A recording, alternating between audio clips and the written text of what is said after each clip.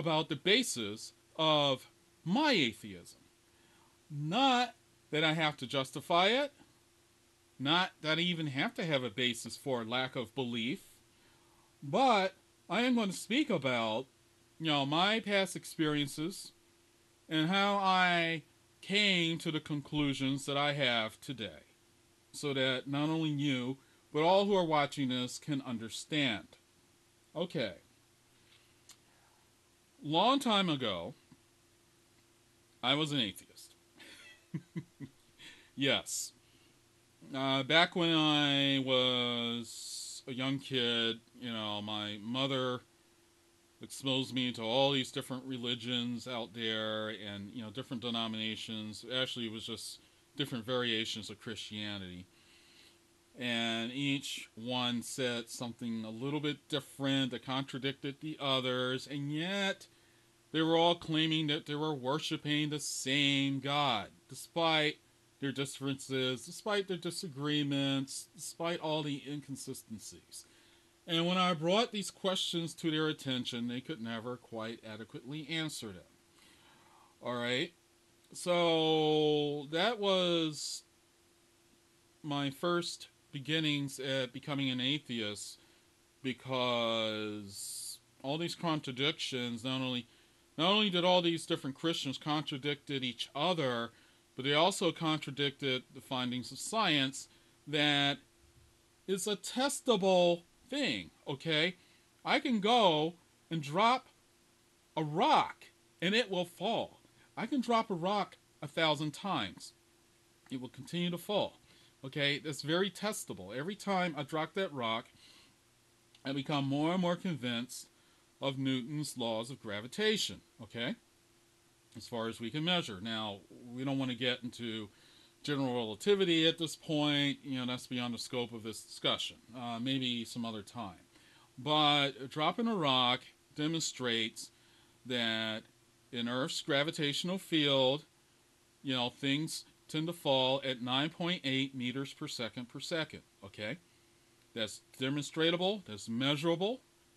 You can get even more precise in the measurements, and you will find small variations depending on where you are on the Earth's, on this planet, just due to local density, concentrations of mass.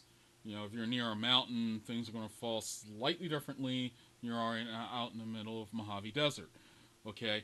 But those differences can be explained by, Newton's laws of gravitation. Okay?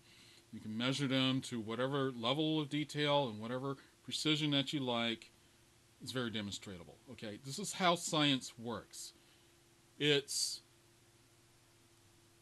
demonstrate what you claim. You have a hypothesis. You test the hypothesis. You test it. Now, let me say that again. You test it. Yes.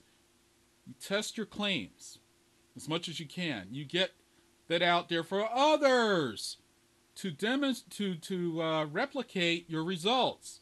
Not only must you come up with consistent results yourselves, but other people from around the world should be able to perform the same tests, the same experiments, and come up with the same results. If they're coming up with different results, then you have a problem. Okay? And that could be a wonderful thing. It might be that there's some new science to be had, or there's just basically some flaws in measurement, or maybe there's a flaw in the hypothesis. Maybe the hypothesis is completely wrong. Okay?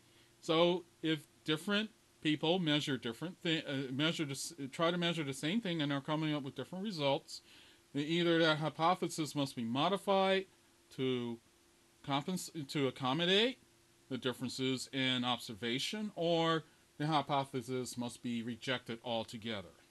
Okay, this is how science works. All right, and it's a fairly easy thing to understand even for a 5-year-old. However, it would appear many Christians seem to have this science block in their head where they just can't get their mind around it, at least in the area of, the existence of their God. Okay? So when you press them on this issue, they will hem and they will haw. They'll go, "Oh, you got to have faith," and then they'll kind of turn around and attack the questioner, the skeptic, themselves. They'll say, "Oh, well, you just hate God," or this or the other.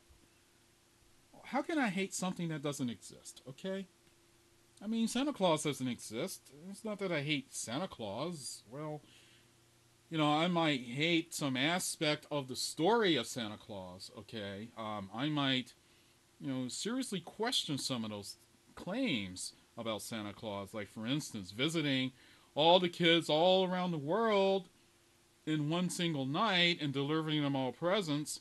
Now, there's obviously some physics issues with trying to do that because, I think you would have to travel faster than the speed of light in our atmosphere to pull this off. And, something is traveling even a significant portion of light speed in the atmosphere, you're going to know it by the destruction of the planet.